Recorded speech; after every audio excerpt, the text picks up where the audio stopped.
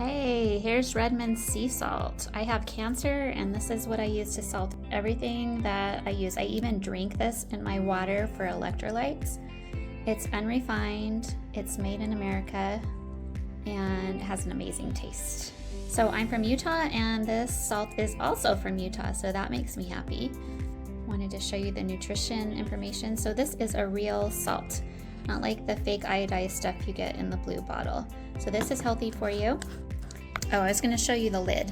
So the lid has a spot where you can pour salt into a measuring spoon, or big holes, I don't know, for pouring a lot of salt. And this is the one I usually use, small holes, for pouring in your drinks or on your food. And I'll show you what it looks like. It's very fine and it has a delicious flavor. It's kind of sparkly and it has a little bit of a pink hue to it. All in all, a great salt, one I use every day, and hope that helps.